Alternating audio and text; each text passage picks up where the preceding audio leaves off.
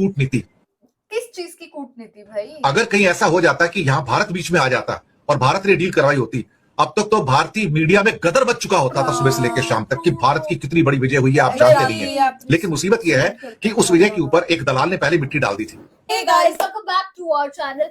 तो जिस वीडियो पे रिएक्ट करने जा रहे हैं वो है India media shock how PF thwarted Israeli plan to target Iranian delegation.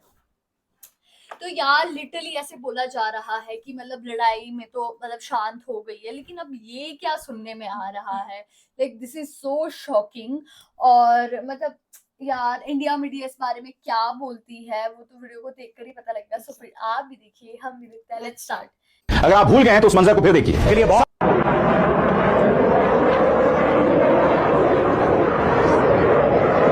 Israel Pakistan में ईरानी वफ्द को निशाना बनाने की तैयारी मुकम्मल करके बैठा था। जब ईरान ने अपना बैकअप किया और वहां से निकलने लगे तो पाकिस्तान की इंटेलिजेंस को यह खतरा महसूस हुआ कि अब जब ये पाकिस्तान से डेलीगेशन ईरान की उड़ान भरेगी तो इजराइल इन्हें मार सकता है, कत्ल कर सकता है। जी हाँ, चारों साइड से नहीं बल्कि 6 साइड से कवर किया था। इधर भी फाइटर जेट, ऊपर नीचे भी फाइटर जेट, दाएं बाएं भी फाइटर जेट, आगे पीछे भी फाइटर जेट। पूरी तरह से ईरान की डेलीगेशन को सिक्योरिटी दी थी, और ऐसी सिक्योरिटी जो शायद दुनिया में किसी ने किसी जहाज को नहीं दी। 20 फाइटर जेट, 2 जहाजों को एस्कॉर्ट। पाकिस्तान के 20 फाइटर जेट्स और एक वाक त्यारे जहाज को सिक्योरिटी फ्राहम कर रहे थे, और ये त्यारा ईरान की जानिब बढ़ रहा था। एक ऐसा मिशन जिसने इसराइल को इस त्यारे को निशाना बनाने से पहले 100 बार सोचने पर मजबूर कर दिया होगा। तुम्हारे नीचे से डिप्लोमेटिक पूरी की पूरी चादर खींच कर ले गया पाकिस्तान और दुनिया में उसने नाम कमा लिया। दुनिया का सबसे ईमानदार और सच्चा मीडिया क्या कह रहा है, आइए देखते हैं। कह रहा है ईरान युद्ध पर मोदी ले रहे सबसे बड़ा एक्शन दुनिया है। यही नहीं, आगे बहुत कुछ। पीएम मोदी ने घुमाया फोन, नेतन्याहू लेंगे फैसला। आगे ईरान के राष्ट्रपति ने एक बयान जारी किया। उन्होंने युद्ध का विरोध करने के लिए कुछ देशों की तारीफ की, मगर उसमें भारत का जिक्र नहीं। स्पेन, तो उसको आज देखा जा रहा है हमारे देश में, उसे कह रहे दलाल है, अमेरिका का दलाल। अरे यार ये तो प्यादा है, जो भी है भाई, उसने अपनी बातचीत बना रहा है, नंबर बना रहा है भाई। सच बता रहा हूँ तुम्हें, तो हम इस बात को नजरअंदाज नहीं कर सकते। आने वाला हूँ डायरेक्ट अमेरिका से, सुनो क्या कह रहा है अमेरिका पाकिस्तान के बारे में, सुनो। Pakistanis have been incredible mediators throughout this process. Shukriya Pakistan, Shukriya Prime Minister, Shukriya Field Marshal. Predictably, Indian news anchors are quite upset with Pakistan in the spotlight this week. Bharat बाप है, भारत बाप है। भारत बाप नहीं यार, माता है, माता। सुनिए इस रिपोर्ट को। बताया गया है कि जब अमेरिका और ईरान की डील नहीं हुई और चिढ़कर तिलक अमेरिका का वाइस प्रेसिडेंट जेडी वेंस वहां से निकल गया, उसके बाद कई घंटे के बाद जब ईरान ने अपना पैकअप किया और वहां से निकलने लगे तो पाकिस्तान की इंटेलिजेंस को यह खतरा महसूस हुआ कि अब जब ये पाकिस्तान से डेलीगेशन ईरान की उड़ान भरेगी तो इजराइल इन्हें मार सकता है, कत्ल कर सकता है। जी हाँ, जिसके बाद पाकिस्तान ने अपने 20 फाइटर जेट और साथ में एक इंटेलिजेंस जासूसी वाला अर्ली वार्निंग जहाज साथ में भेजा, जो आगे उड़ रहा था और ईरान की डेलीगेशन के जहाज को चारों साइड से नहीं बल्कि 6 साइड से कवर किया था। इधर भी फाइटर जेट, ऊपर नीचे भी फाइटर जेट, दाएं बाएं भी फाइटर जेट, आगे पीछे भी फाइटर जेट। पूरी तरह से ईरान की डेलीगेशन को सिक्योरिटी दी थी, और ऐसी सिक्योरिटी जो शायद दुनिया में किसी ने किसी जहाज को नहीं दी। 20 फाइटर जेट, 2 जहाजों को एस्कॉर्ट करके, वो भी अर्ली वार्निंग सिस्टम के साथ तेहरान उतरे।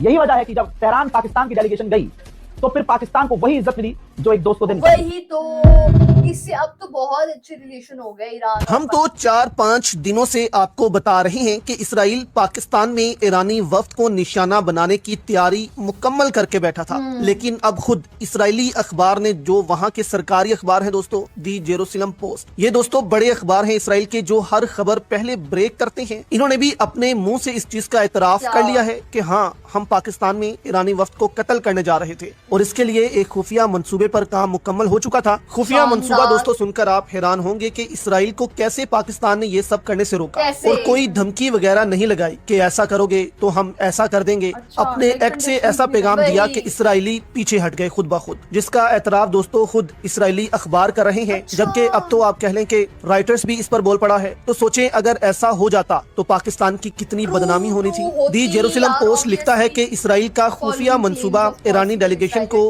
कत्ल करने का हमने बनाया हुआ था, लेकिन वो पाकिस्तान के हाथ लग गया। इस पर दोस्तों हामिद मीर ने भी लिखा है कि ऐसी क्या हरकतें की जेडी वेंस ने जिससे पाकिस्तान को इसराइल के खुफिया मंसूबे का पता चल गया था। हामिद मीर ने दोस्तों क्या रिपोर्ट किया है और इसकी खुद भी तस्दीक कर दी है कि हाँ, इसराइल ने ये मंसूबा बनाया था। दी जेरूसलम पोस्ट लिखता है कि इसराइल ने मंसूबा बना लिया था, लेकिन पाकिस्तान की एयरफोर्स ने इसको एकदम से नाकाम कर दिया। जब उनके 2 दर्जन से ज्यादा जो हैं वो त्यारे JF-17 और J-10C, उन्होंने 2 दर्जन नाम लिए हैं, यानी कि तकरीबन आप कह लें कि 24 त्यारे जो हैं वो हवा में मौजूद थे। उन्होंने कहा उनका एक जो रिडार सिस्टम है, जहाज जो कि नेविगेशन का काम करता है, सर्विलेंस का काम करता है पूरी एयर कॉरिडोर में, वो भी वहां पर मौजूद था। तो जब इसराइल ने देखा कि ये सब कुछ पाकिस्तान सिक्योरिटी दे रहा है तो फिर इसराइल जो है वो पीछे हट गया, क्योंकि उस दौरान अगर इसराइल जो है हमला कर देता इन तैयारों पर, तो जाहिर सी बात थी कि पाकिस्तान ने जवाब देना ही देना था, और जहां से ये अटैक होने थे पाकिस्तान ने फिर वहां पर अटैक करना था, क्योंकि पायलट्स को जो है वो हुक्म था कि जहां से भी अटैक होना है आपको मालूम हो जाना है कि अटैक कहां से हुआ, सारी इन्फॉर्मेशन आपको मिल जाएगी, बस आपने वहां जाकर अटैक कर देना है। जिस वजह से इसराइल जो है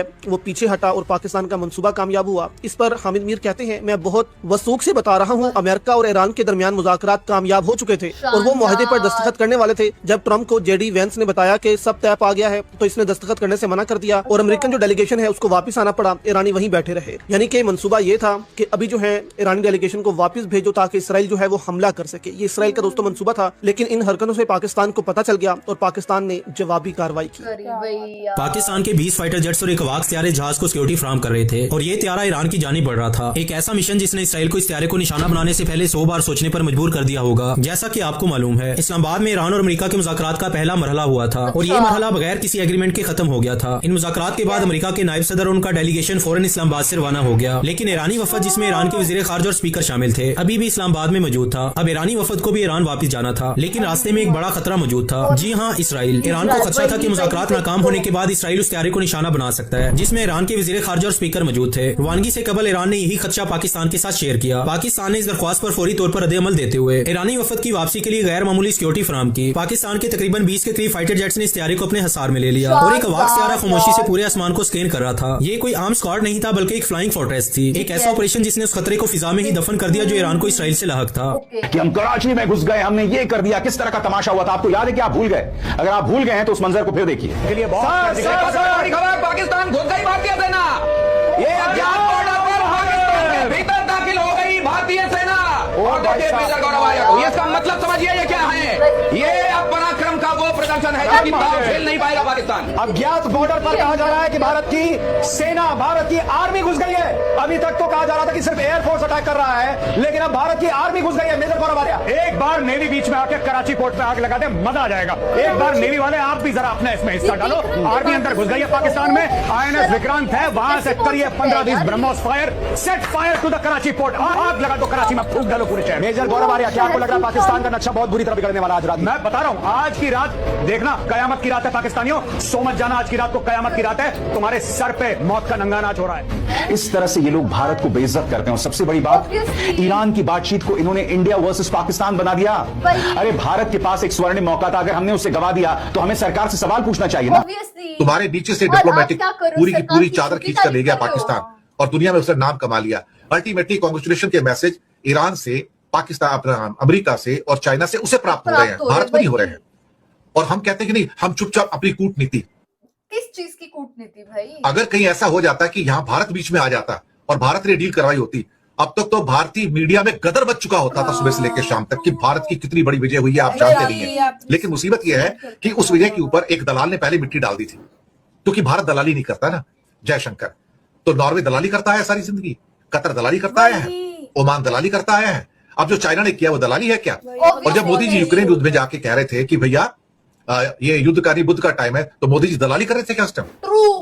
देखिए, एक बात तो बड़ी सिंपल सी है कि हमारा स्ट्रेटेजिक साइलेंस एक स्ट्रेटेजिक ब्लंडर के रूप में कन्वर्ट हो चुका है। पाकिस्तान को डिप्लोमेटिक एज मिला है, इसमें कोई शक वाली बात नहीं है और ये हमें मान भी लेना चाहिए। लेकिन मुसीबत यह है कि हमें पाकिस्तान को भिखारी कहने की आदत हो गई कि पाकिस्तान क्या तो भिखारी है, पाकिस्तान को पूछता कौन है, वो तो चाइना ने किया। ठीक है, सब लोगों ने कोशिश की है ना अपनी, ऐसी बात तो नहीं है ना। नहीं, पाकिस्तान तो पोस्टमैन था, चलिए पोस्टमैन था, जो भी था, लेकिन आपकी नजरों में दलाल था वो। तो फिर साथ में ओमान भी दलाल था, इजिप्ट भी दलाल था, फिर साथ में टर्की भी दलाल था, फिर साथ में चाइना भी दलाल था और रूस भी चाहता था। उसकी भी इनडायरेक्ट भूमिका मैं पहले बता दूं लोगों को, बहुत कम लोगों ने इस बात का जिक्र किया है, लेकिन रूस की भी इसमें इनडायरेक्ट भूमिका है और रूस और चीन एक साथ पीछे से आए हैं। ये हुआ है, इसमें कोई शक वाली बात नहीं है। लेकिन जो मेन चीज जो हुई थी वो जिनपिंग और ट्रंप के कम्युनिकेशन के बाद हुई कि जहां पर चीजों को थोड़ा सा सेटलमेंट किया गया, सेटलमेंट करके बनवाया गया। लेकिन हम इस सारी पिक्चर में कहां हैं? हम कहीं भी नहीं। दुनिया का सबसे ईमानदार और सच्चा मीडिया क्या कह रहा है, आइए देखते हैं। कह रहा है ईरान युद्ध पर मोदी ले रहे सबसे बड़ा एक्शन, दुनिया हैरान। यही नहीं, आगे बहुत कुछ। पीएम मोदी ने घुमाया फोन, नेतन्याहू लेंगे फैसला। आगे पीएम मोदी खत्म कराएंगे ईरान इजराइल की वॉर। आगे नरेंद्र मोदी महायुद्ध पर फैसला करने जा रहे हैं, महायुद्ध पर फैसला करने जा रहे हैं। फॉर ब्रेकिंग, ईरान और इसराइल को पीएम मोदी ने कर दिया इशारा। पीएम मोदी विश्वगुरु हो चुके हैं। ईरान इसराइल जंग के बीच पीएम मोदी का बड़ा एक्शन। ये भारतीय मेन स्ट्रीम मीडिया है गुरु। ईरान में फटा न्यूक्लियर, मच्छी भगदड़, जंग में कूदे पुतिन जिनपिंग, ट्रंप हैरान, मोदी का प्रिंस को फोन पाक में धमाका। जंग के बीच पीएम मोदी ने नेतन्याहू को लगाया फोन। भारत के सामने पूरी दुनिया का सरेंडर, मोदी ने लिख दिया पाक का एंड। भारत के सामने पूरी दुनिया का सरेंडर है ना। शंकराचार्य के काले कारनामे का वीडियो भी इसी में दिखा रहे हो आगे। पीएम मोदी ने नेतन्याहू को फोन घुमाया, क्या समझाया। ईरान इसराइल जंग में भारत की एंट्री, मोदी ने मिलाया कॉल। तो ये भारत के मेन स्ट्रीम मीडिया का हाल है। और तो जनता इनको देख भी रही है, सुन भी रही है, तो क्या उन तक वास्तविक खबरें पहुंचती हो कि बड़ा सोचने वाला। और इनको देख के अब हंसी आने लगी। ये मीडिया कम और कॉमेडी चैनल ज्यादा हो गए। ईरान के राष्ट्रपति ने एक बयान जारी किया। उन्होंने युद्ध का विरोध करने के लिए कुछ देशों की तारीफ की, मगर उसमें भारत का जिक्र नहीं। स्पेन, रूस, चीन, तुर्की, इटली और इजिप्ट की तारीफ कर रहे हैं, भारत की। भारत क्यों इस तरह से लड़खड़ाता नजर आ रहा है? पोप लियो 14 के खिलाफ ट्रंप और जेडी वांस के बयान को लेकर दुनिया भर में बहस होने लगी है। अमेरिका खुलेआम पोप को धमका रहा है। ईरान पोप के अपमान की आलोचना कर रहा है। इटली ने बयान दे दिया, मगर भारत यहाँ भी चूक गया। जबकि 2021 में प्रधानमंत्री मोदी इटली की यात्रा पर गए, पूर्व पोप फ्रांसिस से मुलाकात की, तो उसका बहुत प्रचार किया गया। अगर भारत शांति के पक्ष में है तो पोप के संदेश का समर्थन कर सकता था। इस समय शांति की पोप से बड़ी आवाज और कौन सी? इटली की प्रधानमंत्री मेलोनी ने पोप के अपमान पर कहा, यह सहन नहीं किया जा सकता है। तो कहा जा रहा है कि पाकिस्तान का जो जनरल है मुनीर, वो गया तेहरान बातचीत के दौर पे, तेहरान से बातचीत करने, ट्रंप का पैगाम लेके। ठीक है, तो उसको आज देखा जा रहा है हमारे देश में, उसे कह रहे दलाल है, अमेरिका का दलाल। अरे यार ये तो प्यादा है, जो भी है भाई, उसने अपनी बातचीत बना रहा, नंबर बना रहा भाई। सच बता रहा हूँ तुम्हें, तो हम इस बात को नजरअंदाज नहीं कर सकते कि उसकी देश में अब दूसरे देश उसको अच्छी नजर से देख रहे हैं, जिसकी उतनी मट्टी पलित हुई थी। और धीरे धीरे करके उसको सीरियसली लिया जा रहा है, तो हमें भी उसे सीरियस लेना चाहिए, क्योंकि बाजू में ही है वो भी।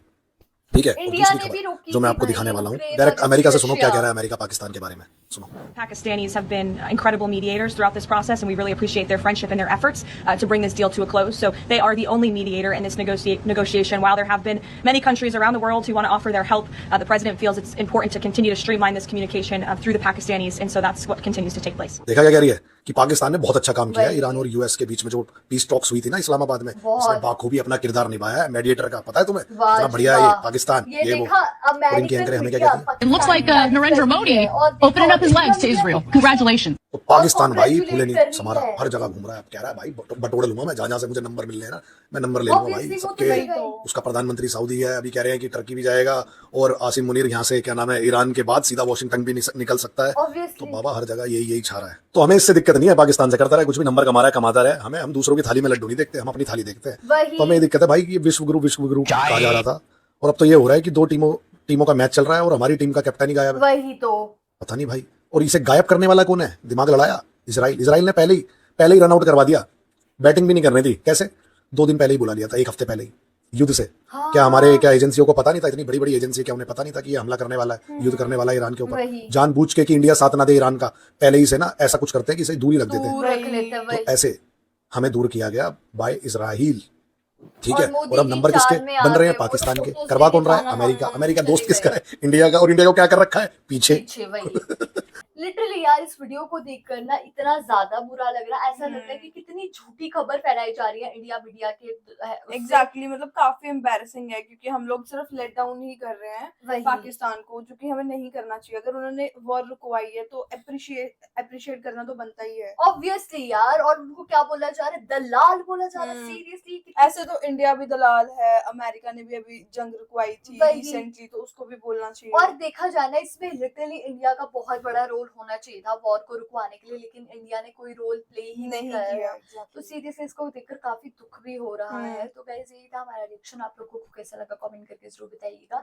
अगर अच्छा लगे तो हमारे वीडियो को लाइक करिए, शेयर करिए, कमेंट करिए, और अगर इस चैनल पे तो सब्सक्राइब करिए। बाकी हम लोगों ने अपने इंस्टाग्राम हैंडल का लिंक डिस्क्रिप्शन में दिया है, अगर फॉलो करना चाहते हो तो कर सकते हैं। तो मिलते हैं एक और न्यू वीडियो के साथ, तब तक के लिए बाय।